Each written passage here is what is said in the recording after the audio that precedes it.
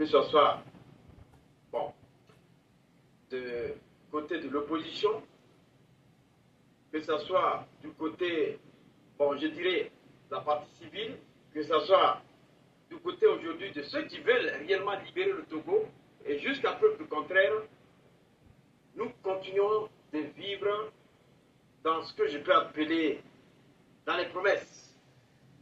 Le Togo sera libéré aujourd'hui, le Togo sera libéré demain. Mais jusqu'à preuve du contraire, le président Faure Gnassingbé continue de maintenir le Togo dans sa stratégie. Est-ce que les Togolais sont aujourd'hui prêts vraiment à libérer le Togo? Vous avez parlé d'un nouveau leadership qui doit émerger. Mais les Togolais ont toujours attendu. Oui, c'est important. C'est important que ce leadership émerge. Mais ce n'est pas un leadership à ce qu'on a déjà vu. Ce n'est pas des gens qui vont croire qu'ils ont le charisme nécessaire pour dire « moi je suis le leader ». Ça ne se fera pas. C'est au peuple qui nous écoute aujourd'hui de voir dans les discours qui est honnête et qui peut le représenter. Et quand on a le peuple derrière soi, c'est comme on a Dieu derrière soi. Et moi qui vous parle, je ne sais pas de quoi je vais avoir peur si mon peuple me dit « va nous libérer ». Mais c'est parce que ça ne vient pas encore du peuple. On a tellement muselé le peuple togolais qu'il n'arrive pas à parler. Les petits mots que nous recevons dans nos inbox, les petites notes qui nous arrivent, nous disent beaucoup. Le Togolais voudrait cette libération. Ça, c'est ce qui est sûr. Mais moi, je renvoie cette nouvelle au peuple que ce serait à lui de choisir qui va le libérer. Moi, je ne parlerai pas de trahison. On ne peut pas parler de trahison quand des gens, même s'ils ont voulu se faire leader eux-mêmes, ont sacrifié de leur vie.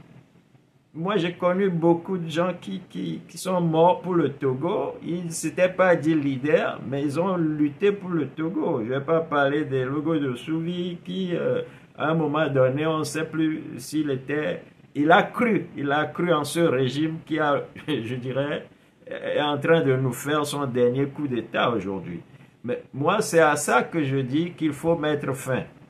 Ne tournons pas autour du pot pour dire une loi a été promulguée, et le président va changer, parlement. Non, nous sommes en plein coup d'État.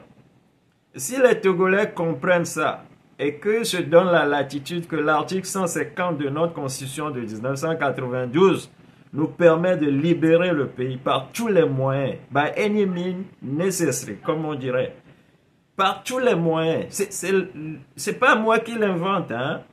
C'est l'article 150 de notre constitution de 1992 qui le dit. La nouvelle constitution là qu'ils ont votée, qu'ils ont promulguée, est-ce que vous, monsieur Serre, vous l'avez vu? Vous l'avez lu? Je ne l'ai pas vu dans le journal officiel du Togo. Personne ne l'a lu. C'est pas quoi. Donc, vous voyez réellement que cela pose un dilemme, un problème vraiment épineux. Il y a un problème fondamental. Le contenu du contenant de cette nouvelle constitution. On l'a pas vu. On l'a pas vu. C'est comme si on prend au Togo, on veut nous faire prendre les versets pour des lanternes. C'est-à-dire on bafoue le peuple, on nous marche dessus. Et ça n'ira plus loin. D'accord. Professeur Balobi, patientez-vous, on va prendre celui qui est en ligne. Et puis on revient.